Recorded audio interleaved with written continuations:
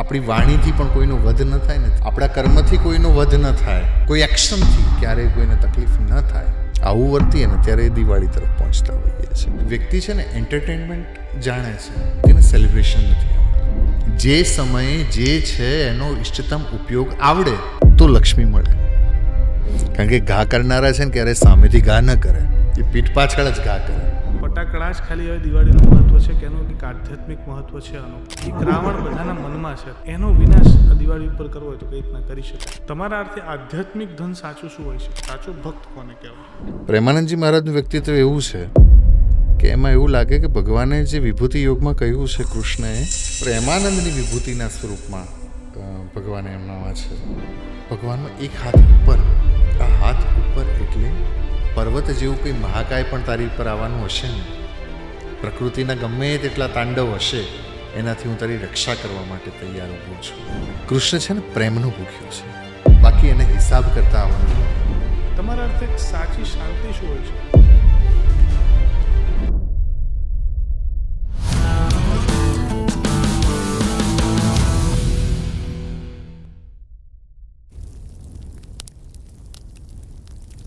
તો સ્વાગત છે બેઠકના પોડકાસ્ટમાં. થેન્ક યુ સો મચ કે પહેલાં તો તમે પધાર્યા. આજે આપણે ઘણી બધી વાતો કરવી છે. નવું વર્ષ શરૂ થવા જઈ રહ્યું છે, દિવાળી એકદમ નજીક છે અને નવા વર્ષમાં એવું લાગે કે ભાઈ એક આધ્યાત્મિક ઉર્જા પોતાની અંદર સંચય કરી અને એક નવા વર્ષની શરૂઆત કરીએ, જેથી કરી આવનારું વર્ષ, આવનારું જીવન અમારું સારું રહે. એટલે તમને આમંત્રિત કરે છે. પહેલાં તમે પધાર્યા બદલ તમારો ખૂબ ખૂબ આભાર. પહેલી શરૂઆત ત્યાંથી કરીશ. હમણાં થોડા દિવસ પહેલાં ઇન્સ્ટાગ્રામમાં એક રીલ જોઈ જેમાં તમે દર્શન કરવા ગયા હતા પ્રેમાનંદજી મહારાજના. એ અનુભૂતિને એ કેવું રહ્યું અને કઈ રીતના એ સંભવ બન્યું એ મારે જાણવું છે. પ્રેમાનંદજી મહારાજ જોડે છે ને એક એમનું વાક્ય છે, મેં પ્રેમાનંદ હું. એટલે એ વાક્યને સાંભળતા જ અનુભૂતિ કંઈક અલગ હોય છે. સરળતાની ભાષામાં એકદમ સરળ થઈ અને હૃદય સુધી પહોંચવું ને, એ ગીતાનું વિભૂતિ યોગ એમ કહે છે કે હું દરેકમાં કોઈને કોઈ વિભૂતિ સ્વરૂપે છું. પ્રેમાનંદજી મહારાજનું વ્યક્તિત્વ એવું છે કે એમાં એવું લાગે કે ભગવાને જે વિભૂતિ યોગમાં કહ્યું છે કૃષ્ણએ, તો એ પ્રેમાનંદની વિભૂતિના સ્વરૂપમાં ભગવાને એમનામાં છે. એટલે એ ભાવના સાથે દર્શન કરવા માટે કહ્યું હતું ને, એ જ અનુભૂતિ એમનામાં મને રહી. આ પહેલી વખતના દર્શન હતા કે ઘણી વખત દર્શન? ઘણી વખત મેં દર્શન કર્યા છે. એના કારણો પણ ઘણા છે. મારી સાસરી વૃંદાવનમાં છે અને એટલે અહીંયા જેટલી નવાઈ હોય એટલી અમને ન હોય. જે પ્રેમાનંદજી મહારાજ જે પરંપરાથી છે, હિત હરિવંશ મહાપ્રભુજીની પરંપરા, એ પરંપરાના લાલજી, એ પરંપરાના બાળકો અને એમની સાથે ઘણો સ્નેહ છે. એટલે પ્રેમાનંદજી મહારાજને એવી રીતે વારેઘડી મળવાનું થાય. આ વખતે ઘણા સમય પછી મળી શકાયું, પણ અદ્ભુત અનુભૂતિ રહી. અચ્છા, હવે એકદમ નજીક છે દિવાળી, એટલે કદાચ ગણતરીના દિવસો બાકી છે, પણ આપણે હવે દિવાળીના મતલબો દિવસે દિવસે બદલાતા ગયા છે, પણ હજી લોકોના ભાવ, ઉત્સાહ, ઉર્જા બધું એક જ છે. મારે જાણવું એ છે કે દીવડા અને ફટાકડા જ ખાલી હવે દિવાળીનું મહત્વ છે કે એનું એક આધ્યાત્મિક મહત્વ છે આનું? જો આપણા જે તહેવાર હોય કે આપણી જે સંસ્કૃતિ છે, એને ત્રણ રીતે હંમેશા ત્રણ વ્યૂથી તમે જોઈ શકો. એક તમે ધર્મના વ્યૂથી જોઈ શકો, એક કર્મના વ્યૂથી જોઈ શકો અને એક આધ્યાત્મિક વ્યૂથી જોઈ શકો. તો સ્પિરિચ્યુઅલ વેમાં એને જોઈ શકાય.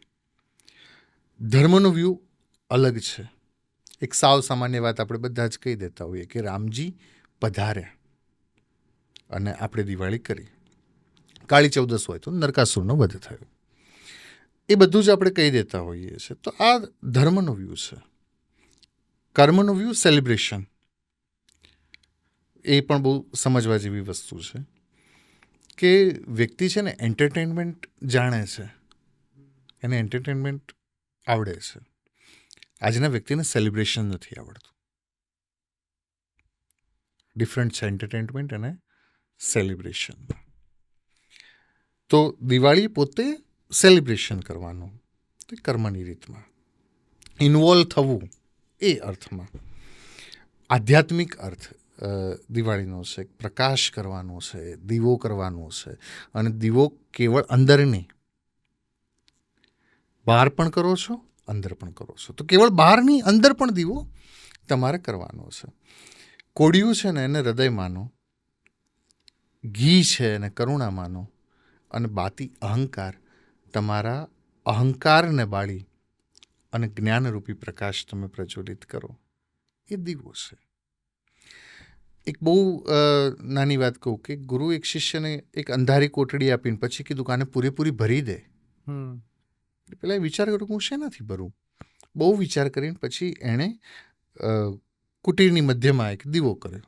તો વચ્ચોવચ્ચ એક દીવો કર્યો. આખો ઓરડો પ્રકાશથી ભરાઈ ગયો. એટલે ગુરુને એને કહ્યું કે મેં આખો ઓરડો પ્રકાશથી ભર્યો છે. આ ઓરડો એટલે જ જીવન, અને એ દીવો એટલે જ્ઞાન. આપણે જ્ઞાનથી, આપણી ભક્તિથી, આપણા સત્કર્મથી, પ્રકાશથી અને ઉજાસથી આપણે આપણા જીવનને ભરીએ, એ જ ખરા અર્થમાં દિવાળી છે. એવું કહેવાય કે રામ ભગવાન અયોધ્યા આવ્યા અને આપણે લોકોએ દિવાળી મનાવી, પણ જે રાવણનો વધ કરીને આવ્યા, એક રાવણ બધાના મનમાં છે અત્યારે, અંતર્મનમાં એક રાવણ રહેલો હોય, એનો વિનાશ આ દિવાળી ઉપર કરવો હોય તો કઈ રીતના કરી શકાય આધ્યાત્મિક દ્રષ્ટિકોણથી સમજીએ તો? જો દિવાળી દશેરાના દિવસે રાવણનો વધ થયો છે. દિવાળીએ વધ નથી થયો. દિવાળીએ પ્રભુ અવધમાં આવ્યા છે. અયોધ્યાનો એક શબ્દ છે અવધ. અવધનો અર્થ જ્યાં વધ નથી. વાહ. અવધનો અર્થ જ એ છે જ્યાં વધ નથી, અને વધ નથી એ સ્થિતિએ જ્યારે પહોંચે ને ત્યારે દિવાળી છે. આપણે કોઈને મારવાના નથી, પણ આપણી વાણીથી પણ કોઈનો વધ ન થાય ને ત્યારે એકચ્યુઅલમાં દિવાળી થતી હોય. આપણા કર્મથી કોઈનો વધ ન થાય ત્યારે દિવાળી થતી હોય. આપણા કોઈ ક્રિયાથી કે આપણી કોઈ એક્શનથી ક્યારેય કોઈને તકલીફ ન થાય, આવું વર્તીએ ને ત્યારે એ દિવાળી તરફ પહોંચતા હોઈએ છીએ. તો એ એક મેસેજ છે કે પ્રભુ અવધમાં પધાર્યા છે. પ્રભુ અવધની સ્થિતિ તરફ, એટલે અવધમાં આવ્યા જ્યાં કોઈનો વધ નથી, એ સ્થિતિએ પહોંચ્યા એટલે દિવાળી. તમને શું લાગે છે શ્રેષ્ઠતમ કેરેક્ટર આખી રામાયણનું કોઈ હોઈ શકે તો એ કોણ હોઈ શકે? જો રામાયણનું એક એક કેરેક્ટર જે છે ને, એની જો કથા કરવી હોય ને તો એ 9 દિવસ જાય. એક એક કેરેક્ટર. ચાહે મંથરાને પણ તમે લઈ લો, તો મંથરાથી પણ તમે વિચાર, તો મંથરા માટે જ એ જ મંથરા કૃષ્ણ અવતારમાં કુબજા બનીને આવે છે. એ જ મંથરા કૃષ્ણ અવતારમાં કુબજા બનીને આવે. અને પછી એના માટે એવું કહ્યું કે વાલાની મરજીમાં રહેશું, કુબજાને પટરાણી કહેશું. તો એ કર્મ મંથરાનું હતું. એને કંઈ નથી. તમે કઈનું કેરેક્ટર, તો તમે ખાલી એ પાત્રને જુઓ તો ખરેખર એ પાત્રને સમજો ને તો તમે એને પ્રણામ કરો. મને જો કોઈ પાત્ર ગમતું હોય તો ઉર્મિલાનું પાત્ર ગમે છે. આજે કડવા ચોથ છે, એમ તો પતિ પત્નીનો જે સંબંધ હોય એ સંબંધની દ્રષ્ટિએ જો વાત કરવી હોય તો કે ઉર્મિલાનું પાત્ર અદ્ભુત છે. એવું કહેવાય છે કે સીતારામ વનવાસ દરમિયાન પથ્થરનો તકિયો કરીને સૂતા હતા. એક સ્ત્રી સફેદ વસ્ત્રમાં આવે છે. લક્ષ્મણજી પ્રતિજ્ઞા કરી હતી કે હું જ્યાં સુધી પ્રભુ અવધ પાછા નહીં આવે ત્યાં સુધી હું પ્રદક્ષિણા કરીશ, હું જાગીશ, સૂઈશ નહીં. એ સ્ત્રી આવે છે એટલે લક્ષ્મણજી પૂછ્યું કોણ? એ સ્ત્રીએ કહ્યું કોઈ નિંદ્રા દેવી છું. લખન તમે સૂતા નથી, થાકી ગયા હશો, સૂઈ જાઓ. લક્ષ્મણજી કહ્યું હું નહીં થાક્યો હોઉં, મારી પત્ની સૂતા નહીં હોય, ઉર્મિલા સૂતા નહીં હોય, એ થાક્યા હશે. તમે જાઓ અને એને નિંદ્રા આપો, એ મારી સેવા. સીતારામમાં આ સાંભળી ગયા. સીતારામ એક રૂપે તો અહીંયા રહ્યા, પણ ઉર્મિલાને દર્શન આપવા માટે છાયા સ્વરૂપે પહોંચે છે. ઉર્મિલાને પૂછ્યું કે ઉર્મિલા તમે થાક્યા હશો અને એટલે અમે તને દર્શન આપવા માટે આવ્યા છીએ. તો ઉર્મિલાજીએ કહ્યું કે પ્રભુ આવવાનું કારણ શું? અચાનક કેમ યાદ આવ્યું? લક્ષ્મણ નિંદ્રાદેવીની સાથે આવી વાત કરતા હતા અને એ સમયે ઉર્મિલાજીએ કીધું પ્રભુ મને એક વરદાન આપો. શું? જ્યાં સુધી તમે અયોધ્યા પાછા ન આવો ને ત્યાં સુધી લક્ષ્મણને મારી યાદ ન આવે. તમે જ્યાં સુધી અયોધ્યા પાછા ન આવો ત્યાં સુધી લક્ષ્મણને મારી યાદ ના આવે. પૂછ્યું કેમ એવું? તો પ્રભુ જેટલો સમય મારી યાદ આવશે તો તમારી સેવામાં વિક્ષેપ થશે, અને એટલે હું એવું ઈચ્છું છું કે મારી યાદ ના આવે. તો એ સમર્પણ, એટલે એક પાત્ર એવું છે કે એમાં સમર્પણ છે. રામાયણનું કરુણ રસ તો છે જ, પણ રામાયણમાં દરેકમાં શૌર્ય પણ છે. કરુણતા તો તમને દેખાય, એ બહુ સર્વસામાન્ય વસ્તુ છે, પણ ખુમારી પણ છે એક પાત્રમાં. અત્યારે આપણે આજે રામાયણની વાત કરી છે, દિવાળીની વાત કરી, એટલે કે દિવાળીની અંદર આ દીવા પ્રગટાવવાનું એક આધ્યાત્મિક અલૌકિક મહત્વ તમે કીધું, પણ તમને લાગે તર્કસંગત કે આજની તારીખમાં વૈજ્ઞાનિક અનુસંધાને કોઈ એના દિવ્ય મતલબ બની શકે છે? જો દરેક વસ્તુ એક ઓરાથી થાય છે. દીપ છે ને, સ્કંદ પુરાણ અને પદ્મ પુરાણ એમ કહે છે કે તમારી આસપાસનું જે વાતાવરણ છે એ ઓરાને પણ દીપ ઉપર બદલી શકે છે. એક વાઇબ્રેશન ક્રિએટ થાય છે આપણી પૂજાના ક્રમમાં. તો દીવાની જ્યારે પૂજા થાય તો દીપની પૂજા, તો ભોદીપ બ્રહ્મરૂપસ્ત્વમ એમ કહ્યું છે, અને કર્મસાક્ષી દીપને કહ્યું છે. દીવો કર્મસાક્ષી છે, અને આપણે અંધારામાં દીવા કરીએ છીએ. તમે જે કહ્યું કે વૈજ્ઞાનિક રીતે તો બહુ સર્વસામાન્ય આપણે બધા જ જાણીએ છીએ કે અંધેરે કો ચીરને કે લીએ કાફી હે કિરણ. આપણે બહુ સાંભળ્યું છે, બહુ બધું. સાંભળ્યું છે. અંધારાને ચીરી દે. તમને છે ને એક વાતાવરણ એવું આપે કે તમે એ વિશે વિચારી શકો. તમે સાત્વિકતા તરફ જાઓ, તમે શુદ્ધતા તરફ જાઓ, તમે પવિત્રતા તરફ જાઓ, તમે આધ્યાત્મ તરફ જાઓ. તો એ એક વાતાવરણ દીવો તમને ક્રિએટ કરીને આપે છે. તો દીપકનું ખરેખર મહત્વ એ છે. પણ આ જ્યારે અત્યારે ફટાકડા ફોડવામાં આવે છે તો અલગ અલગ લોકો, અત્યારના વધારે પડતા આપણે કહીએ કે આપણે શિક્ષિત લોકો ઘણી વખત એવો વિરોધ પણ ઉઠાવે ને ક્યાંક ક્યાંક એ વિરોધ સાચો પણ જણાય કે ભાઈ પ્રદૂષણ થતું હોય છે એટલે ફટાકડા ન ફોડવા જોઈએ, આ ન ફોડવા જોઈએ. હમણાં આપણે શરૂઆતમાં સેલિબ્રેશનની વાત થઈ, સેલિબ્રેશનના અર્થે જ આપણે ફટાકડા ફોડતા હોઈએ છીએ. તમારું વ્યક્તિગત રૂપે શું મંતવ્ય છે? ફટાકડા ફોડવા જોઈએ કે ન ફોડવા જોઈએ? ફટાકડા છે ને ક્ષણિક છે, ભીતરનો પ્રકાશ શાશ્વત છે. તમે ભીતર ઉજાસ કરી શકો એ સ્થિતિ સુધી પહોંચો, પછી ફટાકડા તમારા માટે ગૌણ થશે. ફટાકડા ક્ષણિક જ છે ને. તો પોલ્યુશનની રીતે બરાબર છે કે આપણે એમ કહીએ કે ન ફોડવા જોઈએ, અને માનવું પણ પડે, કારણ કે આપણો એક જ ધર્મ એવો છે કે જે બધી વાતનો સ્વીકાર કરી લે છે. અને બીજા ઘણા બધા તહેવારો છે જેના માટે ઘણું બધું કહેવું પડે પણ આપણે કહી શકતા નથી. બીજા એવા ઘણા લોકોના ઘણા બધા તહેવાર છે કે એના માટે કહી શકાય કે આવું ન કરવું જોઈએ, પણ એને આપણે કદાચ કહી શકતા નથી. કયા કારણે? હું ને તમે જાણીએ છીએ. આપણા જે તહેવારો છે એને એક રીત છે ઉજવવાની. તો હું એવું કહીશ કે ભીતરના પ્રકાશ સુધી પહોંચવાનો પ્રયત્ન કરવો જોઈએ. ફટાકડા ફોડવા ન ફોડવા છેવટે તો ક્ષણિક છે. ધનતેરસ આવે દિવાળી પહેલા તો, અને ધનતેરસ આવે એટલે ધનની પૂજા બધા જ કરે. સાચો અર્થ ધન પૂજાનો શું હોઈ શકે? ફર્સ્ટ છે ને ક્લેરિફાય, તમારું ધન શું છે. શું તમે એ ક્લેરિફાય કર્યું? એ વાતમાં તમે સ્પષ્ટ થયા કે તમારું ધન શું છે?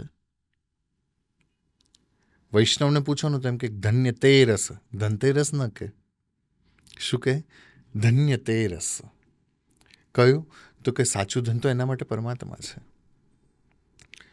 અચ્છા, ધનતેરસ લક્ષ્મીજીને પણ આપણે પૂજા કરીએ છીએ. મોટે ભાગે અત્યારે બધા જાણતા નથી, પણ ધનતેરસના દિવસે એકચ્યુઅલમાં 2 પૂજા બતાવી છે. એક લક્ષ્મીની પૂજા, અને બીજી તો કે કુબેર નહીં તો ધન્વંતરી. હા. તો એ 2 પૂજા આપણે ત્યાં બતાવેલી છે. એ 2 પૂજાનું મહત્વ આપણે ત્યાં બતાવેલું છે. સંન્યાસી હોય ને તો એણે એટલી હદે ધનનો ત્યાગ કરવો કે એને કશું જ સ્પર્શી ન શકે.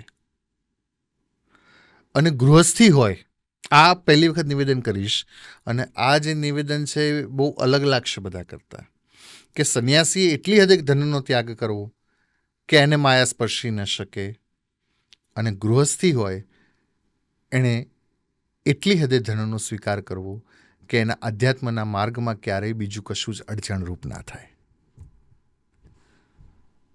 ડેફિનેશન બહુ અલગ છે અત્યાર સુધી સાંભળ્યું એના કરતાં, કે ગૃહસ્થી. કારણ કે મોટે ભાગે શું થતું હોય છે કે આની પાસે તો આટલું છે, પૈસાને ઘણા લોકો એવું સમજી લેતા હોય છે કે આ મોહ છે, માયા છે.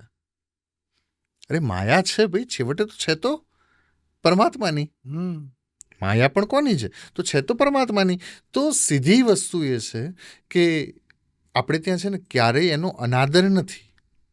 લક્ષ્મીને કયા અર્થમાં તમે લો છો, ધનને કયા અર્થમાં તમે લો છો, એ બહુ મહત્વનું છે. તો ગૃહસ્થી કો ઇતના ચાહીએ, એને એટલું જોઈએ કે એના આધ્યાત્મિક માર્ગમાં એને ક્યાંય વિલંબ ન થાય. તો ધનનો એ અર્થ આપણે લઈ શકાય. સંપત્તિ હોવી અને એનો અનાદર હોત તો આપણા દેશના ઋષિમુનિઓએ ક્યારેય શ્રી સૂક્ત ન લખ્યા હોત. આપણે ત્યાં શ્રી સૂક્ત લખાયા છે. શ્રી સૂક્તમાં તો એમ કહ્યું કે અલ્પગામિની એટલે બહુ ધીમા ડગલા ભરનારી લક્ષ્મી જોઈએ, પણ કેવી? અલ્પગામિની, જે ક્યારેય જાય નહીં એવી. મારું પોષણ કરનારી, અમારું હિત કરનારી. તો એ સમૃદ્ધિના અર્થમાં ધનની પૂજા થાય.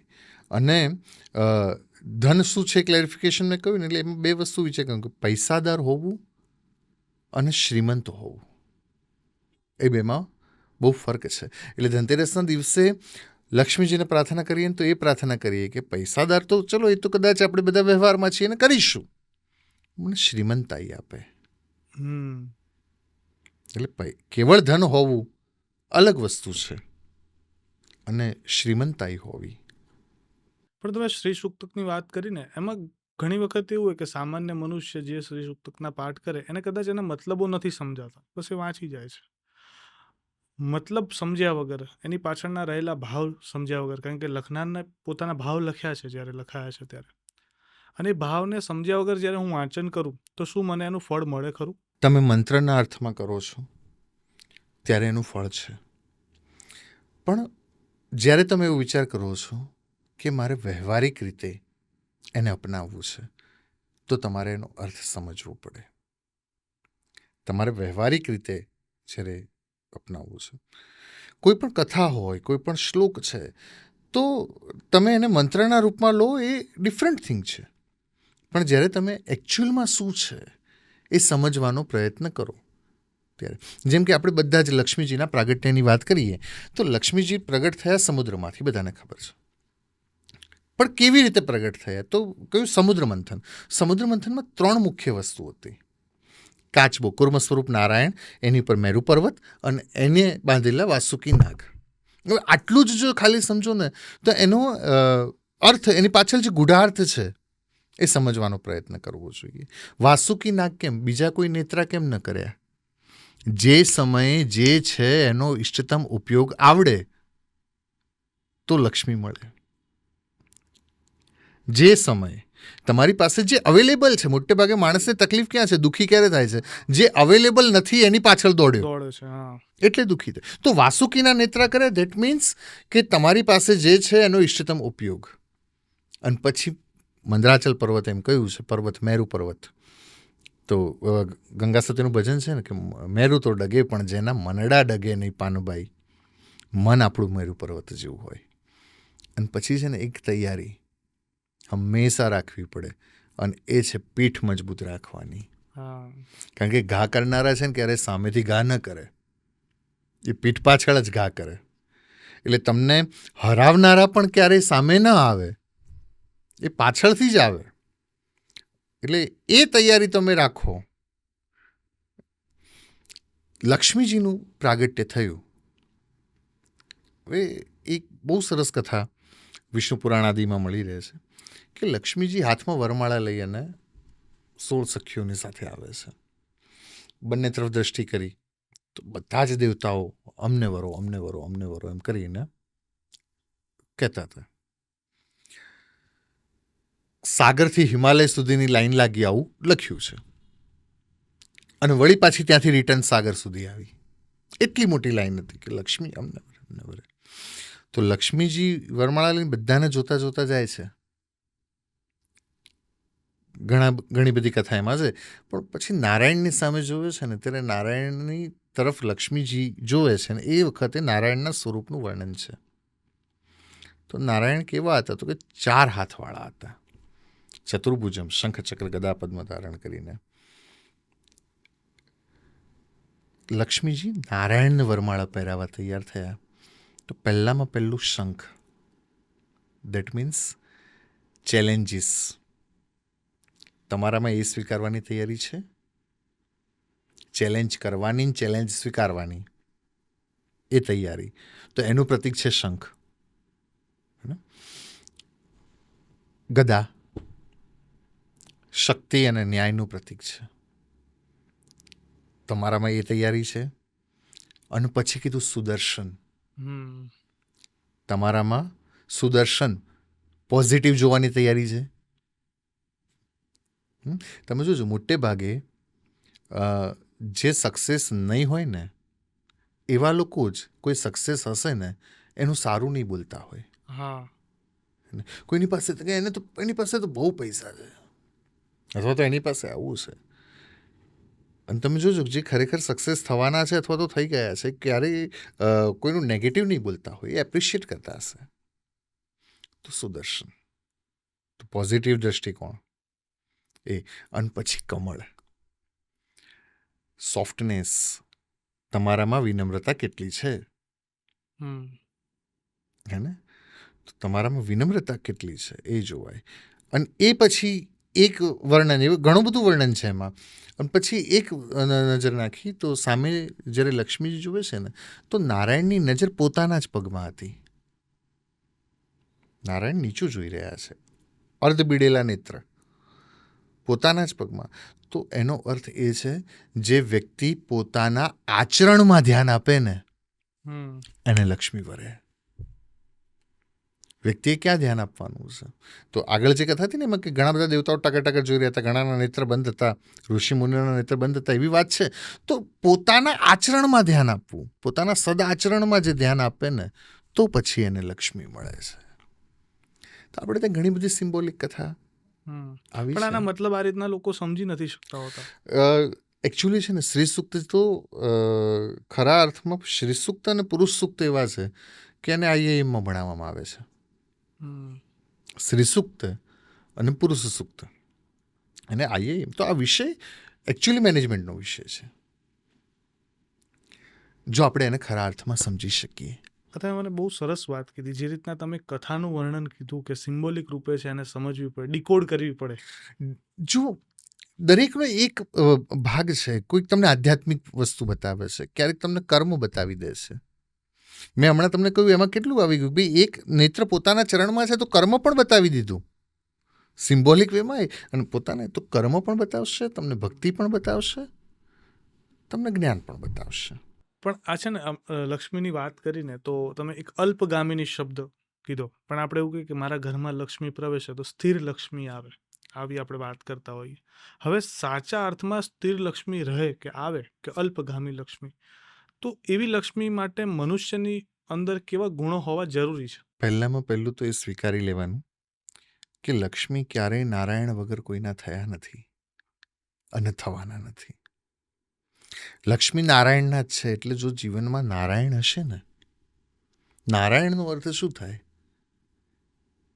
કે જે ઈષ્ટ છે, જે પરમાત્મા છે, એ તમારા ત્યાં હોય ને તો જ લક્ષ્મી આવશે. તો સ્થિર કરવા માટે પહેલામાં પહેલું તમારી અંદર નારાયણ હોવા જરૂરી છે. અને નારાયણ હશે તો જ લક્ષ્મી આવશે, અને નારાયણ રહેશે તો જ લક્ષ્મી સ્થિર થશે. કોમન ગુણ આપણે કહીએ, આપણામાં શુદ્ધતા હોય. એટલે શુદ્ધતા કેવળ બાહ્ય નહીં, અંતરની. હું ઘણી વખત કહું કે એક જગ્યાએ છે ને, હું ગયો તો કોઈના મેરેજમાં, એટલે મેરેજ પછી ગયો.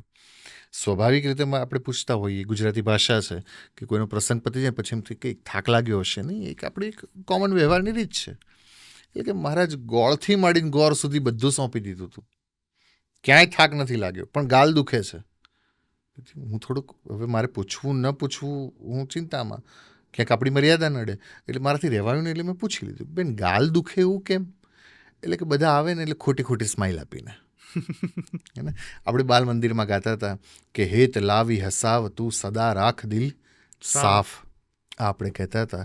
અને આપણે 60 વર્ષની ઉંમર સુધી કરી શકતા નથી. તો ભીતરની શુદ્ધતા, લક્ષ્મીને સ્થિર રાખવા હોય તો એક અર્થમાં તમારું કર્મ,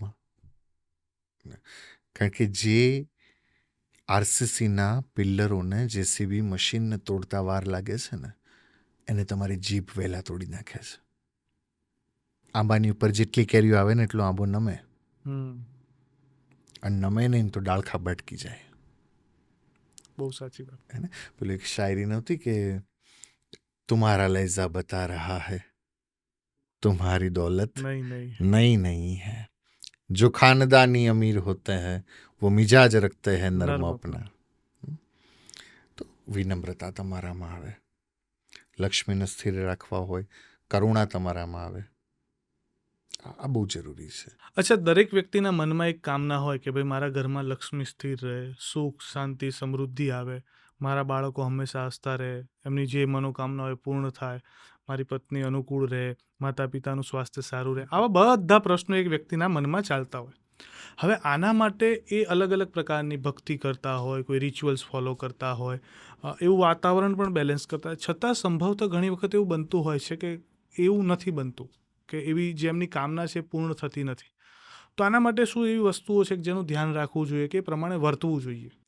જો તમે વાતાવરણ એ જાળવી શકો છો એ બહુ મહત્વનું છે.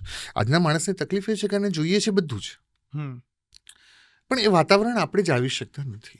એ એટમોસ્ફિયર આપણે ક્રિએટ નથી કરી શકતા, એ જ નથી જાળવી શકતા.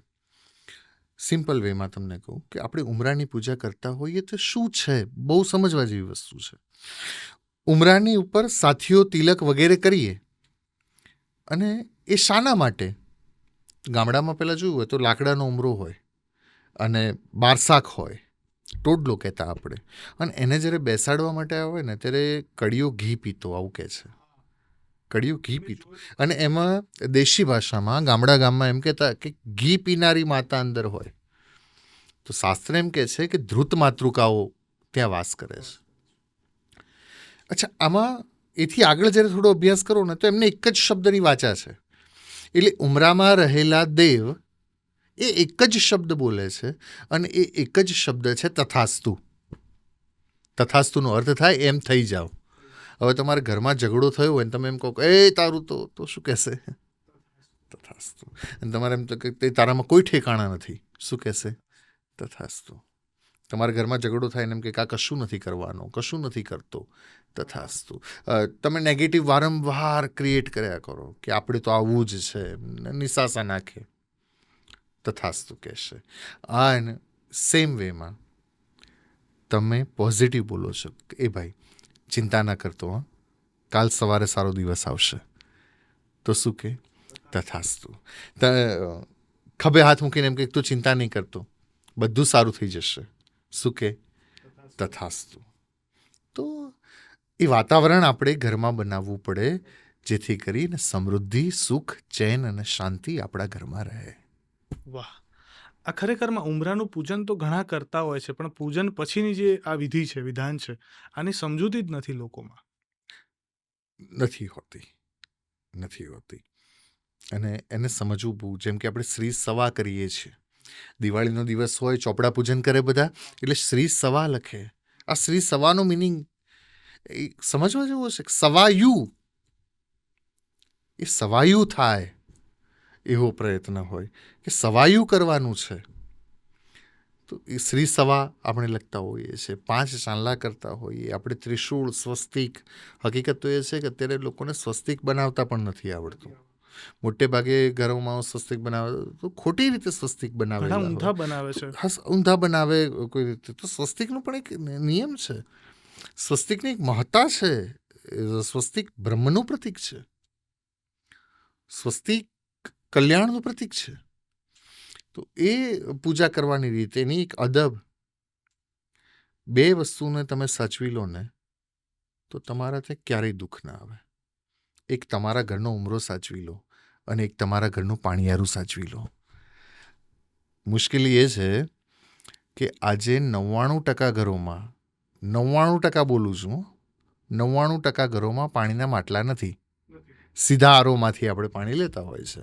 તો પાણીયારું સાચવવું અને ઉમરો સાચવવો. તમે ઉમરો સાચવો ને એટલે તમે દેવ ઋણમાંથી મુક્ત થઈ જાઓ, અને તમે પાણીયારું સાચવો ને એટલે તમે પિતૃ ઋણમાંથી મુક્ત થઈ જાઓ.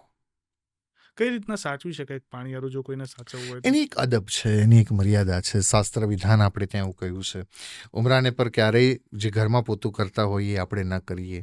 સાવરણી જે બધી જગ્યાએ યુઝ થતી હોય એ ત્યાં ન કરાય. એની એક મર્યાદા છે અને એ જળવાવી જોઈએ. કારણ કે આપણે ઘર અને હોટલમાં ફરક હોય. આપણું ઘર હોવું જોઈએ. તો એને ઘરની વ્યાખ્યામાં રાખવા માટે આ બહુ જરૂરી છે. પાણીયારું 3 વસ્તુ હંમેશા પિતૃઓના આશીર્વાદથી મળે: સન્મતિ, સંપત્તિ અને સંતતિ.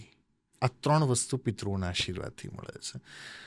તો પિતૃઋણમાંથી મુક્ત થવા માટે પાણીયારાની સ્વચ્છતા, એની પવિત્રતા અને એની મર્યાદા આટલું જળવાય એ બહુ જરૂરી છે. ઘણા ખરા લોકો પાણીયારી દીવો કરતા હોય પિતૃ માટેનો. એમાં મેં એક વિધાન સાંભળ્યો છે અને જોયો છે કે એમાં ઘી વધારે નહીં પૂરવાનું, કે તેલનું કરતા હોય તો તેલ વધારે નહીં પૂરવાનું, પિતૃ પાછા આવે એવું કે પછી એવી માન્યતા છે. એ માન્યતા છે. ઘણી વખત એવું થતું હોય ને કે કપૂર ગૌરમ શ્લોકને કપૂરને કોઈ લેવા દેવા જ નથી. કપૂર ગૌરમ શ્લોક જે બધા બોલે છે એને કપૂરને કોઈ લેવા દેવા જ નથી. પણ છતાં એ કપૂર ગૌરમ બોલાય ત્યારે કપૂર મૂકીને જ કરવાનું એ એક માનસિક રીતે બેસી ગયેલું છે. એવી જ રીતે આમાં પણ વધારે લાંબો દીવો વગેરે નહીં કરવો વગેરે. મૂળ કારણ એ છે આપણે એની પૂજા પદ્ધતિને અપનાવવી જોઈએ. તમે જ્યાં રહેતા હોય, जिस देश में, जिस वेश में, પણ આપણી સંસ્કૃતિના અમુક ભાગ છે અને આપણે છોડવા ના જોઈએ. આપણે તમે જે કીધું લક્ષ્મી માટેની જે વાત કરી કે ભાઈ આના માટે તમારામાં વિનમ્રતા હોવી જોઈએ, પણ હવે એવું થઈ ગયું છે આજનો સમય જે છે, આજના સમયમાં જે એટલી સ્પીડથી બધા સંબંધો બદલાય છે, વ્યવહારો બદલાય છે, લોકોના વિચારો બદલાય છે. તમને શું લાગે છે કે આજના કળિયુગના સમયનો ખરો રાવણ કોણ એક મનુષ્યના જીવનમાં? કળિયુગના સમયનો જો સૌથી મોટો રાવણ હોય ને તો એ દ્વેષ છે. એકબીજા તરફ દ્વેષની ભાવના, ઈર્ષા. કળિયુગનો રાવણ ઈર્ષા છે.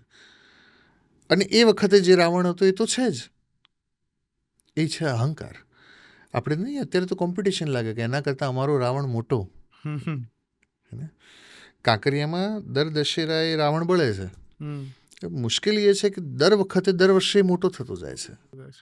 અને એનથી વધારે મુશ્કેલી એ છે કે મીડિયાવાળા લખે છે કે આ વખતે ગઈ વખત કરતાં આટલા ફૂટ ઊંચો બનાવે. તો રાવણ મોટો થતો જાય છે. તો જેમ જેમ સમય પસાર થાય છે એમ રાવણ મોટો થતો જાય છે.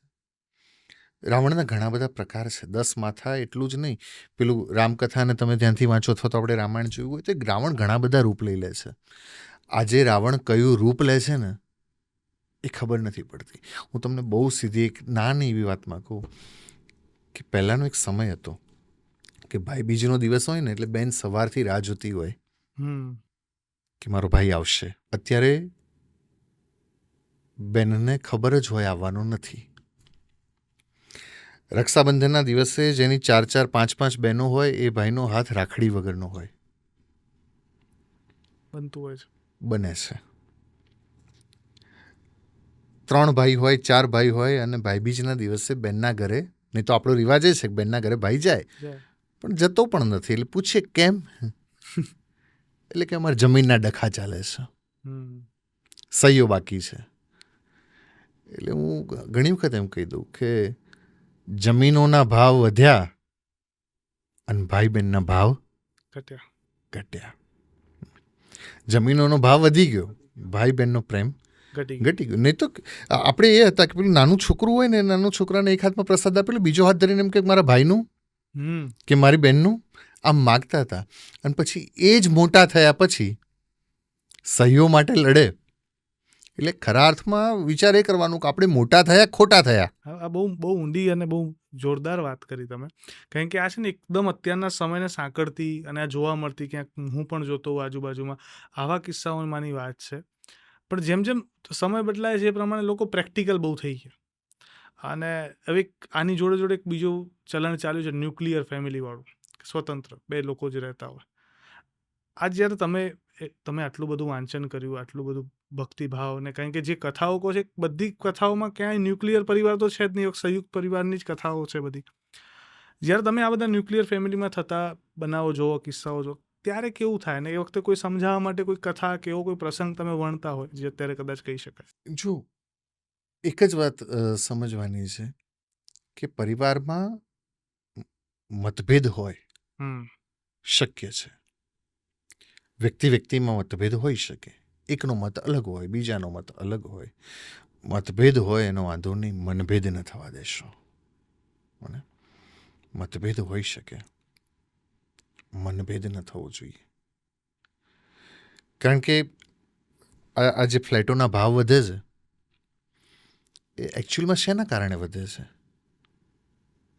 અને એ ફ્લેટોને ખરીદીને હું ઘણી વખત આ બધું વિચાર કરું, પેલું એમ્યુનિટીઝ આપશે, સ્વિમિંગ પુલ આપશે, પછી જીમ આપશે, બોર્ડ મોટું હોર્ડિંગ લાગેલું હોય 22+ એમ્યુનિટીઝ વગેરે વગેરે. તો હું જોઉં અને પછી જે લોકો રહેતા હોય ને એમને પૂછું કે પહેલાં તમે આનો ઉપયોગ કરો છો? ના, અમે EMI ભરીએ છીએ.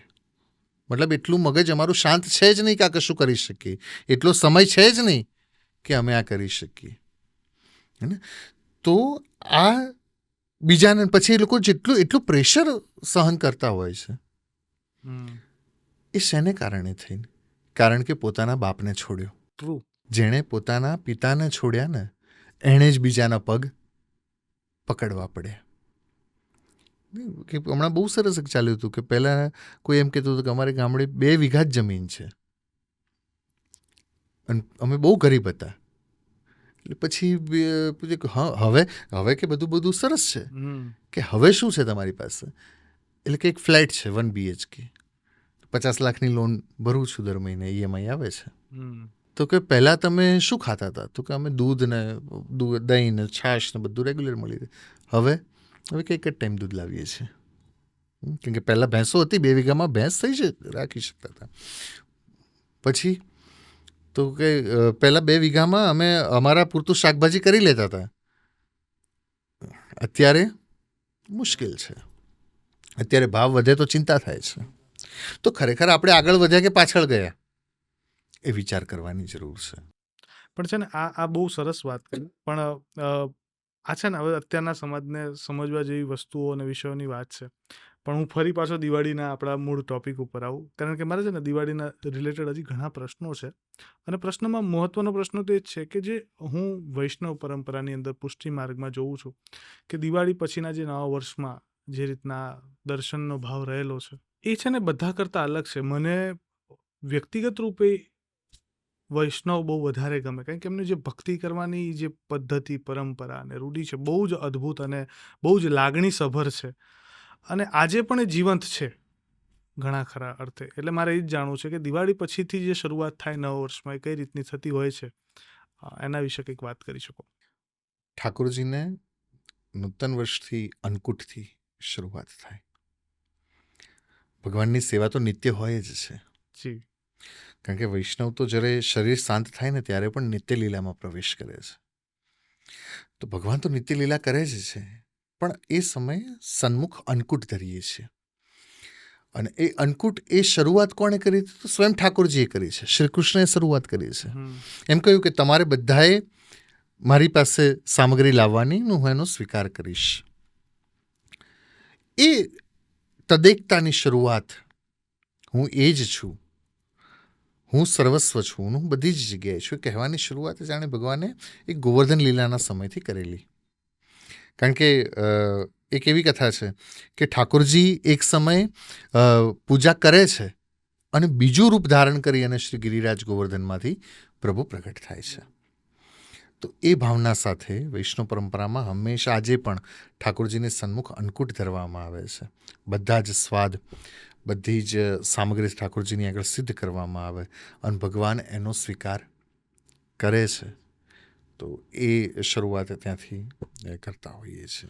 શ્રીનાથજીની પ્રતિમા જ્યારે જોઈએ, એમના દર્શન કરીએ, તો એમના ડાબા હાથમાં ગોવર્ધન પર્વત જોવા મળે. એની પાછળનો આધ્યાત્મિક ભાવ કોઈ હોય તો, કારણ કે તમે જે રીતના કથાઓને અલગ અલગ ભાવમાં ડીકોડ કરો છો, એટલે મારે જાણવું છે. શ્રીનાથજીનો એક હાથ આમ ઉપર રાખે તો વામ હસ્ત ઠાકોરજી ઉપર રાખે છે. હવે આ સ્વરૂપ કયું છે? તો એક કથા એવી છે કે કુરુક્ષેત્રના મેદાનમાં ભગવાન શ્રી કૃષ્ણ હતા. ગોપીઓ યશોદાજીને બધા એ તરફ આવે છે અને એ સમયે ગોપીઓએ કહ્યું યશોદાજીને કે અહીંયા લાલાને મળવું છે.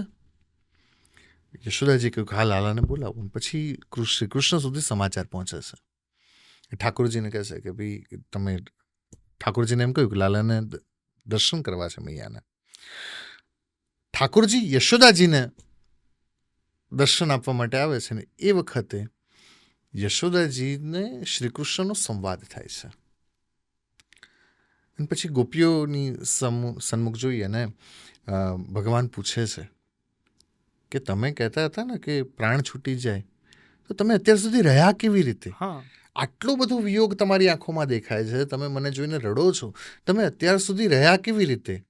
અને ત્યારે યશોદાજીએ જવાબ આપ્યો કે તમે જ્યારે ગોવર્ધન ઉચક્યું ને, એ સમયનું જે તમારું સ્વરૂપ હતું, એ સ્વરૂપ મારા હૃદયની ભીતર છે. અમે એને રાખીને જીવીએ છીએ. ગર્ગ સંહિતામાં નારદજી એમ કહ્યું છે કે એ પ્રગટ થશે ને એ સ્વરૂપ પ્રગટ થયું એટલે નાથ દ્વારા. ભગવાનનો એક હાથ ઉપર, આ હાથ ઉપર એટલે પર્વત જેવું કંઈ મહાકાય પણ તારી ઉપર આવવાનું હશે ને, પ્રકૃતિના ગમે તેટલા તાંડવ હશે, એનાથી હું તારી રક્ષા કરવા માટે તૈયાર ઊભો છું. અને એક હાથ ઉપર છે એટલું જ નહીં, એક હાથ કમર ઉપર છે. શ્રીનાથજી બાબાનો એક હાથ કમર ઉપર છે. એ કમર ઉપર હાથ એટલે જાણે શ્રીનાથજી બાબા એમ કહે છે કે હું તારા માટે કમર કસીને ઊભો છું. પછી મુઠ્ઠી જે વાળેલી છે શ્રીનાથજી બાબાનો, અંગૂઠો 12 છે. રસખાનજીનું એક કીર્તન છે, પરમાનંદ બ્રજવાસી સાંવરો અંગુષ્ઠ દિખાય રસ પી ગયો રી, મેરી ભરી રે મટુકિયા લઈ ગયો રી. તો પરમાત્મા રસને લેવા માટે તૈયાર છે. તો શ્રીનાથજીનું સ્વરૂપ એક હાથ ઉપર એ જાણે એમ બતાવે છે કે તું મારી શરણમાં આવી જા. તું મારી શરણમાં આવીશ ને તો પછી બધી જ મુશ્કેલીઓથી, બધા જ કષ્ટોથી તને બચાવવા માટે હું તૈયાર છું. શ્રીનાથજીનું એક સ્વરૂપ લાલજી તરીકે પ્રગટ થયું, એની પાછળની કથા મારે જાણવી છે. હમણાં મેં જે કહી યશોદાજીની કથા, એનું જ એક નામ લાલજી રૂપ. હા, ભગવાન શ્રીનાથજીના મહિમામાં પ્રેમ અને ભોગની વાતો બે એક વસ્તુ છે જે દર્શાવવામાં આવી છે. અને દિવાળીનો તહેવાર છે એટલે ભોગ એટલે આપણે આનંદ કહીએ અને અહંકારનો ત્યાગ કરવાની વાત કરીએ. આ વિષય ઉપર તમારું ચિંતન શું છે? જો ઠાકોરજીને તમે પ્રેમ, કારણ કે પુષ્ટિ માર્ગ એટલે પ્રેમ લક્ષણા ભક્તિ. કૃષ્ણની ભક્તિ જ પ્રેમ લક્ષણા ભક્તિ. એને પ્રેમ કરીએ. ભોગ આપીએ છીએ આપણે આપણા અહંકારનો, કારણ કે જેની પાસે બધું જ છે એને આપણે શું આપી શકવાના હતા? તો આપણે ઠાકોરજીને આપી શકીએ ને તો કેવળ ને કેવળ શું આપી શકીએ? આપણી દીનતા આપી શકીએ. કૃષ્ણને આપણી દીનતા આપી શકીએ. અને આપણે એના માટે શું કરી શકીએ? વધુમાં વધુ બીજું કશું જ ન કરી શકીએ. આપણે કેવળ ને કેવળ પ્રેમ આપી શકીએ. કૃષ્ણ છે ને પ્રેમનો ભૂખ્યો છે.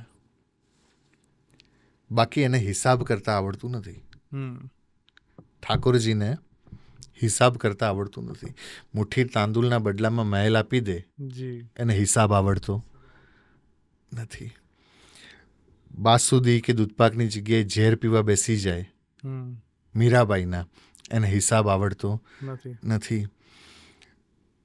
મામેરાય પૂરે હુંડીએ સ્વીકારે, એને હિસાબ આવડતો નથી.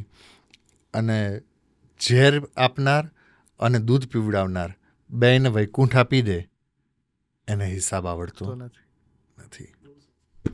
પણ આજના સમયમાં છે ને એક અદ્ભુત જે આપણે વાત કરી કે દોડ છે, અને એની અંદર લોકો આધ્યાત્મિક ધનની ખોજ નથી કરતા, માત્ર ભૌતિક ધન પાછળ લાગેલા છે. તમારા અર્થે આધ્યાત્મિક ધન સાચું શું હોઈ શકે? તમારું મેન્ટલ હેલ્થ જો તમારે જાળવવી હોય, ક્યાંક તમારે ઇનર ઘણું બધું જોઈતું હોય છે. આપણને બાહ્ય શરીરને જોઈએ એને તો ખબર છે, પણ તમારા આત્મતત્વને પણ કંઈક જોઈએ છે. એ વસ્તુને જ્યારે તમે સમજવાની શરૂઆત કરો ત્યારે તમે આધ્યાત્મ સુધી પહોંચો છો. બહુ જરૂરી છે. તમે તમારા દાગીનાને સાચવવા માટે થઈ અને લોકર રાખો છો. મેં ઘણી બધી વખત કહ્યું છે કે શાકભાજી ન બગડે એટલે તમે ફ્રીજમાં મૂકી દો, હમ અનાજ ન બગડે એટલે એમાં દવા મૂકી દો. તમે બીજું કાંઈ ન બગડે એની વ્યવસ્થા કરી છે, પણ આપણું જીવન ન બગડે એની વ્યવસ્થા શું? એની વ્યવસ્થા કઈ? એ વ્યવસ્થાને આપણે સ્વીકારવી રહીએ, એ વ્યવસ્થા કરવી રહીએ.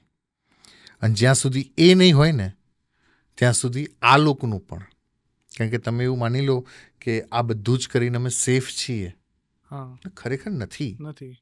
નથી. મેં ઘણા એવા લોકોને જોયા છે કે બેંકમાં કદાચ બેંકના લોકરમાં ન હોય એટલા પૈસા એના પોતાના લોકરમાં હશે. એવા લોકો પણ છે, પણ છતાં એને પૂછો કે શું છે, તો કે શાંતિ નથી. હમ. તો માણસના જીવનમાં એ પણ બહુ જરૂરી છે. તમારા અર્થે સાચી શાંતિ શું હોઈ શકે? તમે તમારા આત્મતત્વને ઓળખી લો, તમે એકચ્યુઅલી આનંદમાં રહો, તો તમે શાંતિ સુધી પહોંચી શકો. કારણ કે સુખનું વિરોધી દુઃખ છે, હર્ષનું વિરોધી શોક છે. એકમાત્ર શબ્દ શાશ્વત છે અને એ છે આનંદ. તમે એ લેવલ સુધી પહોંચી જાઓ તો તમે શાંતિ મેળવી શકો. પણ એ જે આનંદ કે સુખ, આની પરિભાષા પણ અત્યારે સંપત્તિ કે લક્ષ્મી જ છે લોકોના અર્થે.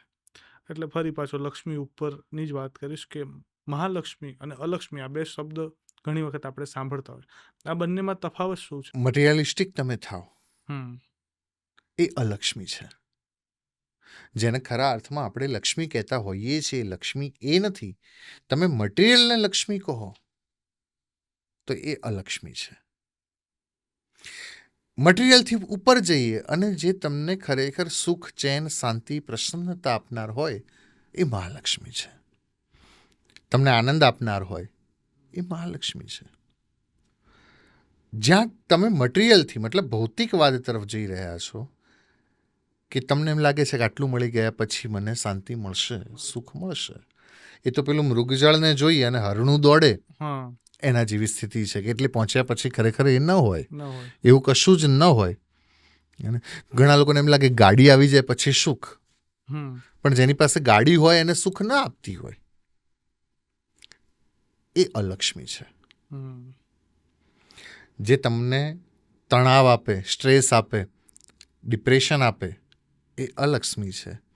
જે તમને શાંતિ આપે, તમને સમૃદ્ધિ આપે, તમને આધ્યાત્મિકતા આપે, તમારામાં સેવાભાવ આપે એ મહાલક્ષ્મી છે. દિવાળીમાં આજે મુખ્ય 5 દિવસો હોય, બધા 5 દિવસોનું એક અલગ અલગ આધ્યાત્મિક મહત્વ છે. તમારા અર્થે એ શું હોય છે? શું છે? એટલે આધ્યાત્મિક એ એક દિવસ જે છે, જેમ કે ધનતેરસ, આપણે કદાચ એવું માનીએ કે લક્ષ્મીજીની પૂજાનો દિવસ છે, ધન્વંતરીજીની પૂજાનો દિવસ છે, કાળી ચૌદસ જે રીતના લોકો ઘરમાંથી કકળાટ કરતા હોય છે. પરંતુ એ દરેકના એક આધ્યાત્મિક ઉર્જા, એકચ્યુઅલી એનો એક મર્મ લઈને જીવનમાં ઉતારવો હોય તો શું ઉતારી શકાય? શરૂઆત આપણે છે ને કાળી ચૌદસથી કરીએ. જી. કારણ કે કંઈક લેવું હોય ને તો કંઈક સાફ કરવું પડે. હમ જ્યાં સુધી ખાલી ન થાય ત્યાં સુધી નવું ઉમેરી ન શકાય. તો કાળી ચૌદસ માને નરક ચતુર્દશી, રૂપ ચૌદસ આપણે એને કહેતા હોઈએ છીએ. નેગેટિવિટીને તમારામાંથી દૂર કરવાની તૈયારી. કાળી ચૌદસના જે વિધાન છે, શાસ્ત્રોક્ત વિધાન છે, શાસ્ત્રની રીત પ્રમાણે જે વસ્તુ આપણે કરીએ છીએ તો એ તમને નેગેટિવિટીથી દૂર રાખે છે. ધેન ધનતેરસ, એ પછી ધનતેરસ પહેલાં તમે વિચાર કરો તો પહેલાં ધનતેરસ તમે કરી તો ધનની પૂજા. હમ કાળી ચૌદસે તમે નેગેટિવિટીને દૂર કરી. દિવાળીનો દિવસ, દીપાવલીથી આધ્યાત્મિક પ્રકાશની શરૂઆત, જ્ઞાનના પ્રકાશની શરૂઆત. નૂતન વર્ષે નવા વિચારો સાથે, નવી એનર્જી સાથે, નવા વાઇબ્રેશનને લઈ નવી ઉર્જા સાથે તમે નીકળો, એ એનો આધ્યાત્મિક અર્થ છે. અચ્છા, હમણાં તમે નેગેટિવિટી અને પોઝિટિવિટીની વાત કરી. હવે આજકાલ લોકો ઓવર થિંકિંગ વધારે કરતા હોય છે. અને ઓવર થિંકિંગ ત્યારે જ થાય જ્યારે બહુ બધા નેગેટિવ થોટ આવતા હોય. પોઝિટિવ થોટમાં ઓવર થિંકિંગ થાય નહીં, કારણ કે બહુ ક્લિયર હોય તમારા વિચારો. હવે આ જે ઓવર થિંકિંગ કે નેગેટિવ થોટ છે, આને માણસને રોકવા છે તો કઈ રીતના રોકી શકે? સ્પષ્ટતા તરફ જવું. અત્યારે છે ને વ્યક્તિ એકચ્યુઅલમાં શું કરવા માંગે છે ને એ જ ખબર નથી, સ્પષ્ટ જ નથી. સિકંદર આવ્યો ને પછી એક દરિયા કિનારે કોઈ સાધુ સૂતા હતા. સિકંદરે કીધું કે એ સુવે છે, જાગ. સાધુ જાગ્યા. હા ભાઈ બોલ, શું છે? એટલે કે મને ઓળખ્યો? સાધુ કે ના, મેં તને ઓળખ્યો નહીં. સિકંદર કે હું અડધી દુનિયાનો રાજા છું. સિકંદર, ઓહ. એ સાધુએ પૂછ્યું કે હવે શું કરીશ? હવે શું કરીશ? એટલે કે હવે હું આ દેશ જીતી લઈશ. પછી શું કરીશ? પછી કે હું આ દેશ જીતી લઈશ, પછી આખી દુનિયામાં એકમાત્ર રાજા હું, પછી બહુ મોટો મહેલ બનાવીશ, પછી અરે કોઈનો અત્યાર સુધી નહોતો એવો મહેલ બનાવીશ, પછી ન ભૂતો ન ભવિષ્યથી એવો મહેલ બનશે, પછી એમાં બહુ સરસ ઓરડા બનાવીશ, પછી એક એવો સુંદર ઓરડો બનાવીશ જે અત્યાર સુધી કોઈનો નહોતો સરસ, પછી એમાં પલંગ રાખીશ, પછી ગાદી તકિયા બહુ સારા રાખીશ, પછી સિકંદર કે પછી હું આરામ કરીશ, પછી હું સૂઈ જઈશ. તો પેલા સાધુએ કીધું હું શું કરતો હતો? સમજાય? તો માણસ ક્લિયર જ નથી, એનામાં સ્પષ્ટતા નથી કે ખરેખર ક્યાં જવું છે. લક્ષ્યની વાતો કરે છે પણ લક્ષ્ય એકચ્યુઅલમાં કયું હોવું જોઈએ એ ખબર નથી. ત્યાં સુધી તો પહોંચવાની વાત દૂર છે. તો પહેલા છે ને પોતાની રીતે સ્પષ્ટ થવું બહુ જરૂરી છે.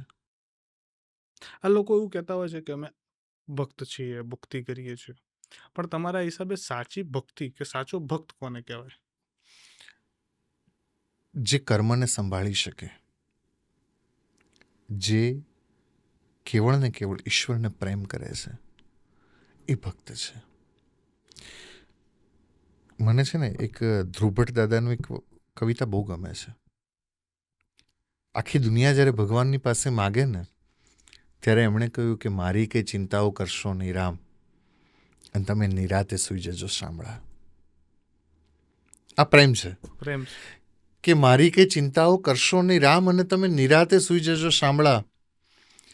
આપને તો કરોડ કરોડ ભક્તોની ભીડ અને ઉપર જોવાના દેવ દેવલા, એમાં હું મારી ક્યાં વાર્તાયું માડું અને ક્યાં કાઢું આરતના વેવલા. એટલે તમે મારી કંઈ ચિંતાઓ કરશો નહીં રામ, અને તમે નિરાતે સૂઈ જજો શામળા. તો વૈષ્ણવની ભક્તિ એ જ ભક્તિ છે જે ખરેખર પ્રભુને પ્રેમ કરે છે, નિસ્વાર્થ રહીને, અહંકારથી દૂર રહીને, પરચાના ચમત્કારથી પણ દૂર રહીને જે નિસ્વાર્થ કરે છે એ જ ભક્તિ છે. અચ્છા, શ્રદ્ધા અને અંધશ્રદ્ધામાં પણ એક પાતળી ભેદરેખા છે. એ ક્યારે માણસ ઓળંગી જાય છે, શ્રદ્ધા અંધશ્રદ્ધા તરફ જતી રહે છે, એ કદાચ ઘણી વખત કોઈને ખબર નથી પડતી. એની લિમિટેશન શું છે કે આ શ્રદ્ધા છે અને હવે આનાથી વધુ થઈ જાય તો એ અંધશ્રદ્ધા છે? 3 શબ્દો હું જોડીશ, 2 નહીં 3. એક અશ્રદ્ધા, એક અંધશ્રદ્ધા અને એક શ્રદ્ધા.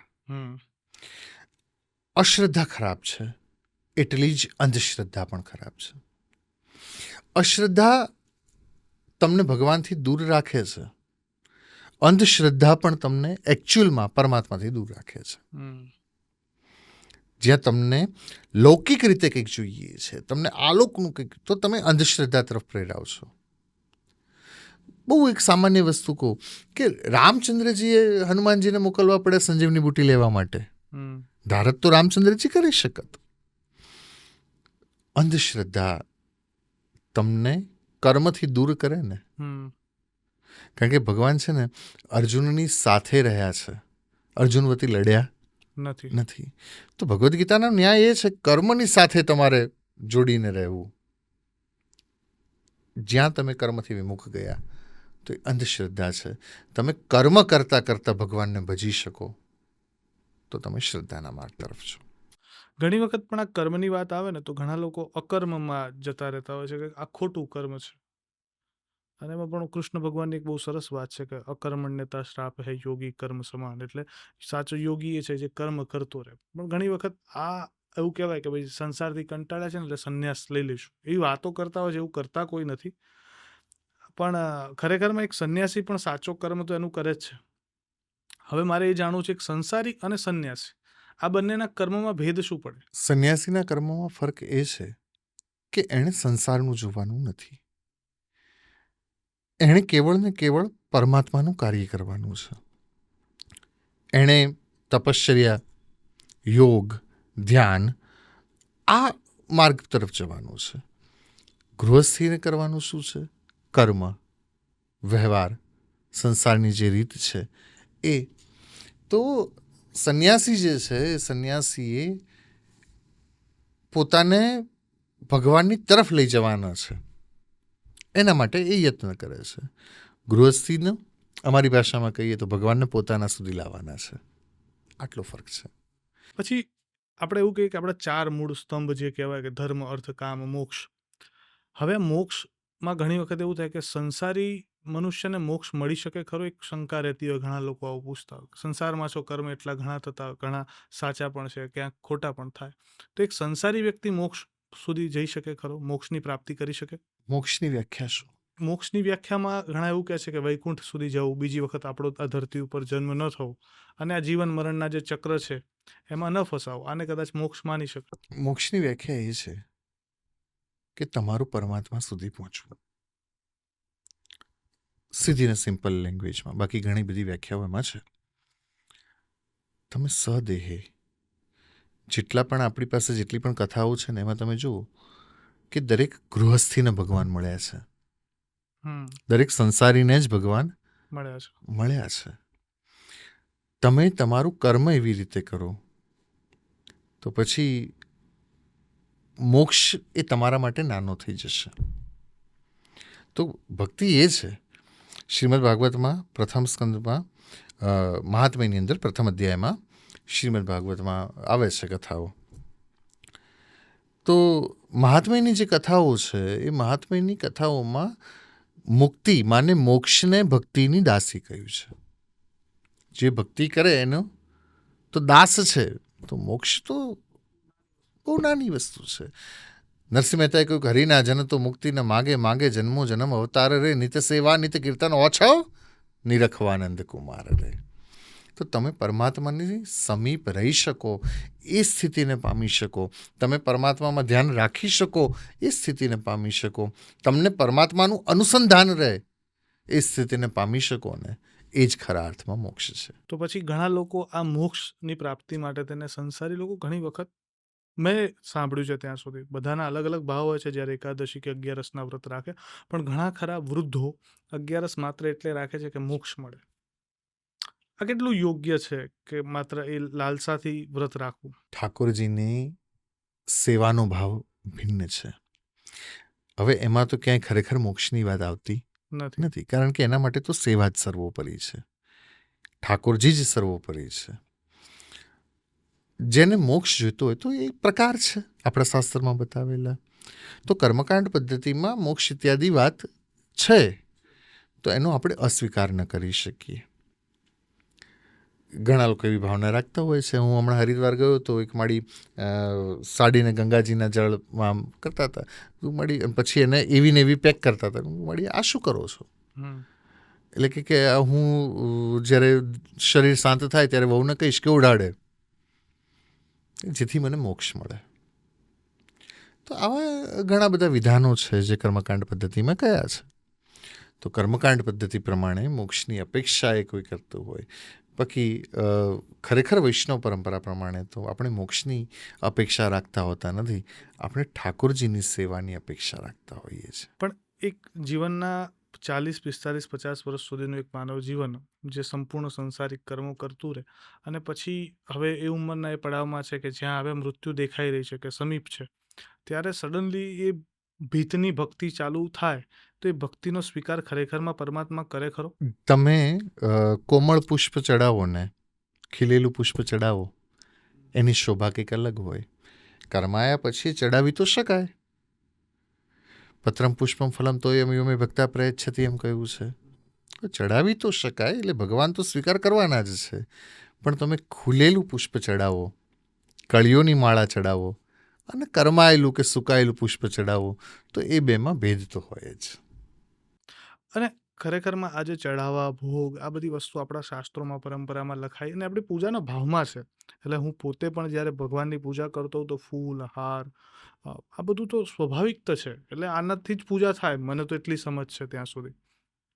પણ ખરેખરમાં ભગવાનને આની જરૂર છે ખરી? અને ભગવાન ખરેખરમાં આનાથી રાજીપો પામે ખરા? ભગવાનને આપણે જોઈને રાજી થઈએ ને એટલા માટે થઈને ચડાવીએ છીએ. હમ, ભગવાનને ક્યારેય જરૂર હોતી નથી. હમ, હું ઘણી વખત કહું છું કે આપણે તો એટલી હદે એ છીએ કે આપણે અગરબત્તી પણ આપણને ગમતી કરતા હોઈએ છીએ હા, કે મને આ સુગંધ ગમે છે. એ આપણા માટે હોય છે. આપણું પ્રભુમાં ચિત્ત રહે, આપણું શ્રીહરિમાં ચિત્ત રહે, આપણું મન પરોવાય, આપણે આકર્ષાઈએ, એ કારણનું એક પ્રયોજન છે. બાકી હકીકતમાં એની ભગવાનને જરૂર હોતી નથી, પણ એ કરવાથી આપણે એના સાનિધ્યમાં રહીએ છીએ, આપણે એના સામીપ્યમાં રહીએ છીએ.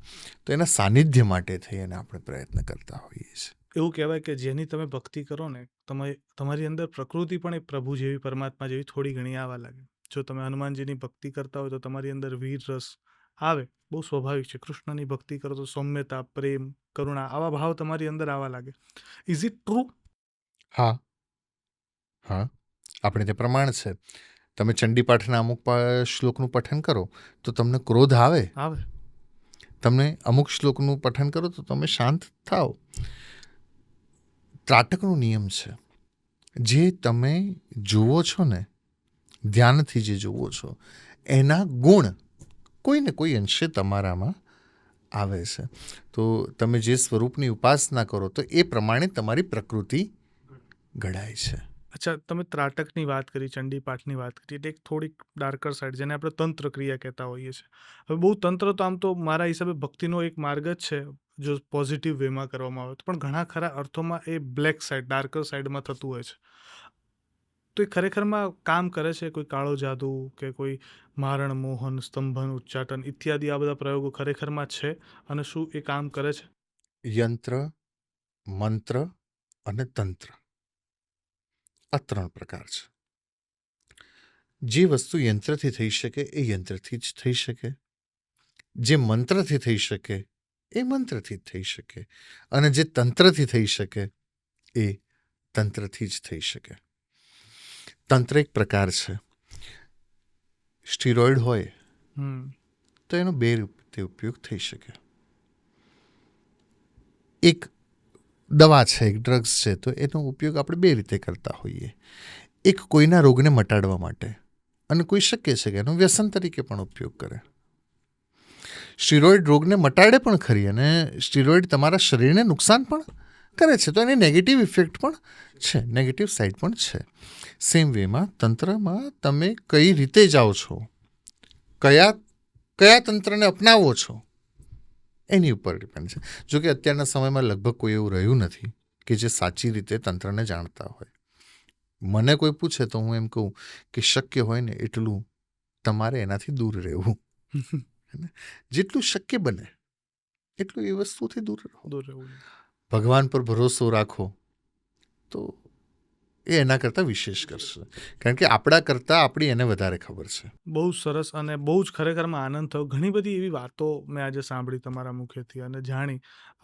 પ્રશ્નો ઘણા ચાલતા હોય એક માનવ મનમાં, ભક્તિને લઈને, ભાવને લઈને. જ્યારે તહેવારો આવે તો એમાં આવતી રૂઢિ, પરંપરાઓ, રિવાજો હોય, એના પણ અલગ અલગ પ્રશ્નો મગજમાં ચાલતા હોય કે આ કેમ છે, શું છે. આ બધાના તમે કારણો બહુ સરસ રજૂ કર્યા, અને જ્યાં કદાચ મને એવું લાગ્યું કે આ મને નથી સમજાઈ રહ્યું, તો ત્યાં તમે મારો ચહેરાનો ભાવ જોઈને તમે એના અનુરૂપ એવી કથા કીધી કે જે બહુ સરળતાથી સમજાય. મને એવું લાગે છે કથાઓનું નિર્માણ કદાચ આ સમજૂતી આપવા માટે જ બન્યું હશે. ઘણી બધી દંતકથાઓ હોય છે એક જ વસ્તુને લઈને, પણ બધાના મતલબ ને મર્મ જુદા હોય છે. આપ કથા કરો છો, અને મેં એવું સાંભળ્યું છે કે બહુ નાનપણથી એ વિચાર તમારા મનમાં હતો કે હું મોટો થઈને કથાકાર જ બનીશ. કદાચ એક બાળકને એવો વિચાર આવ્યો કે હું મોટો થઈને બોમ્બે જઈશ ને ફિલ્મોમાં કામ કરીશ ને શાહરૂખ ખાન જેવો મોટો અભિનેતા બનીશ, તો કદાચ એ સમજાય. પણ આવો ભાવ આવવાનું કારણ શું? મને છે ને ઘરના સંસ્કાર. હું બહુ નાનો હતો ત્યારથી આશ્રમમાં જતો અને ત્યાં કથા સાંભળતો. હું ક્યારે કહી શકું ને એની મને બહુ તત્પરતા હતી. હમ. ઠાકોરજી કૃપા કરી અને મેં લગભગ 3જા ધોરણથી કથાની શરૂઆત કરી.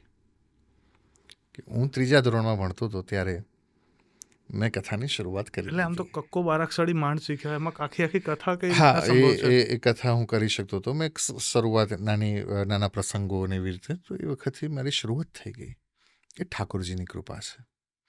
તો ઈશ્વર ક્યારેક મને પ્રસાદીમાં મેં બહુ દિવ્ય સ્થાનોમાં હું રહ્યો છું. પૂજ્યપાદ બ્રહ્મલીન કમળા ફોઈબા અમારે ત્યાં કહેવાય, તો એ કથા કહેતા અને હું સાંભળતો. એમના ઘણા બધા દ્રષ્ટાંત હતા ભગવાનના પ્રત્યે ભાવ માટેના. તો એ બધા દ્રષ્ટાંતોથી એક માનસિક રીતે હું તૈયાર થઈ ગયો હતો કે હું કરીશ તો કથા જ. આજે ખરું કોઈ વખત એવું થાય ખરું, કારણ કે તમે તમારા જે મિત્રો રહ્યા હશે નાનપણના એ બીજા અલગ ક્ષેત્રમાં હોય ને કદાચ એવું બને કે બહુ જ એવી અઢળક સંપત્તિ કે એવું સરસ મજાનું સામ્રાજ્ય ભોગવતા હોય, તો જોઈને કદાચ એ જે આપણે હમણાં વાત થઈ દ્વેષ, કે એવું થાય, દ્વેષ તો નહીં પણ એવું થાય કે યાર કદાચ મેં કથા ન કરીને આવી કોઈ ફિલ્ડમાં ગયો હોત તો હું પણ જ્ઞાની બુદ્ધિજીવી તો કદાચ એવું પ્રાપ્ત થાય. ના, મને એવું ક્યારેય નથી થતું. એનું કારણ એ છે, જ્યારે હું સ્કૂલમાં હતો ને ત્યારે મારી સ્થિતિ એવી હતી કે હું બહુ હાઈફાઈ સ્કૂલમાં, મને મારા મા બાપ એફોર્ડ નહોતા કરી શકતા તોય મને મૂક્યો હતો. હવે ત્યાં બધા જ એ સમયના ગીતો જે હોય એ ચાલતા હોય. મને અંતાક્ષરી રમતા હોય એ વખત મને પૂછે તો મારા મોઢે કાં તો કીર્તન આવે કાં તો ગઝલ નઝમ આવે. હમ. મને ક્યારેય આવડ્યું જ નહીં. મને એ આવડે જ નહીં. હા, અત્યારે કદાચ ક્યાંક ગીત આવી જતું હશે કોઈ જૂનું કથામાં, એવું શક્ય બને છે, પણ એ વખતે નહોતું આવતું. તો એ વખતે મારે સહન કરવું પડતું હતું કે બધાની એક અલગ નજર હોય મારા પ્રત્યે કે આ વળી શું એમ. ઘણી વખત એવું થતું હોય કે હું, હવે તમે વિચાર કરો કે 7મા-8મા ધોરણવાળા કોઈ ગઝલ ન સમજી શકે. ન સમજી શકે. હા. તો એ વખતે મને ક્યાંક તકલીફ એવી બધી જ થતી હતી. અત્યારે તો સ્થિતિ એવી છે કે મારા મોબાઈલમાં, આ ખરેખર સાચી વાત છે, કે 150થી વધારે ડૉક્ટરના મેસેજ પડ્યા છે કે હવે અમે શું કરીએ સમજાતું નથી, અમારે તમારી જરૂર છે. એટલે ખરેખરમાં ક્લિયરન્સ તમારા મગજમાં પહેલી સ્પષ્ટતા જે આપણે હમણાં વાત થઈ, અને એ સ્પષ્ટતાના પછી કોઈ દિવસ અફસોસ ના થયો કે ભાઈ ક્યારેય નહીં, ક્યારેય નહીં. ક્યારેય નથી થયું. જીવનમાં એવું કયું લક્ષ્ય છે? કારણ કે આમ તો બિઝનેસમેન કોઈક બેઠા હોય કે કલાકાર બેઠા હોય તો હું પૂછું કે તમારે શું જોઈએ છે જીવનમાં, ઉપલબ્ધિ શું વિચાર છે? એ એટલા માટે કે મારે જાણવું છે કે આ માણસનું લક્ષ્ય શું છે. તમારું એવું શું લક્ષ્ય છે? મારું લક્ષ્ય શરૂઆતથી એક જ રહ્યું છે અને એક જ રહેશે. કદાચ બીજો જન્મ ધરવો પડે ને તો પણ એ જ છે, અને ધરવો છે, અચ્છા, લેવો છે. લેવો છે. નમે મોક્ષ આકાંક્ષા, શંકરાચાર્યએ એમ કહ્યું છે કે મને મોક્ષની પણ ઈચ્છા રાખવું એ હું નથી. તો શું જોઈએ છે? તો વ્યાસપીઠ વાલી રે મારે વૈકુંઠ નહીં જાવું, ત્યાનંદ કુંવર ક્યાંથી લાવું. મને મારી વ્યાસપીઠ વાલી છે, કારણ કે એ મારા માટે એ જગ્યા છે કે એમાં હું ભગવાનને જેવો ધારું એવો નચાવી શકું. જેમ પેલી ગોપીએ નચાવ્યું હતું ને કે શેષ મહેશ સુરેશ દિનેશ ઉજાહી નિરંતર ધ્યાવે તાહી આહિર કી છોહરિયા છછિયા પર છાછ પે નાચ નચાવે. પેલી આહિર જેમ એને છાશના કટોરા માટે નચાવતી હતી, એમ હું ધારું એમ નચાવી શકું. હું ધારું એમ કૃષ્ણને હસાવી શકું. હું ધારું ત્યાં લઈ જઈ શકું. મને એમ થાય કે અત્યારે મારે મથુરામાં લઈ જવો છે, હું લઈ જઈ શકું છું. અને મને એમ થાય કે મારે એને દ્વારકા લઈ જવો છે તો હું કૃષ્ણને લઈ જઈ શકું છું. તો મને જે વ્યાસપીઠ મળી છે ને એનાથી મોટું તો દુનિયામાં ક્યારેય કશું હતું નહીં, હોય નહીં અને હશે પણ નહીં. બહુ જ અદ્ભુત વાત કરીને આ જ વાતથી આપણે પોડકાસ્ટ અહીંયા પૂર્ણ કરીએ છીએ, પણ મારે આવા નવા પોડકાસ્ટ તમારી સાથે કરવા છે. જ્યારે જ્યારે આપને સંભવ સમય બને ત્યારે આપણે પોડકાસ્ટ કરીશું. ભક્તિમાં ઘણી બધી વસ્તુઓ અને વિષયો છે કે જેના પ્રશ્નો મને જે જોવે છે એ લોકોને પણ થતા હોય છે, અને હવે એવું માધ્યમ છે કે આપણે કદાચ ચર્ચા કરીને બધા પ્રશ્નો ઉપર જાણી શકીએ. એટલે તમને આમંત્રિત કરીશું અને તમે આ વખતે જો અમારો આમંત્રણનો સ્વીકાર કરીને આવે એવું આગળ પણ આવશો. Thank you so much.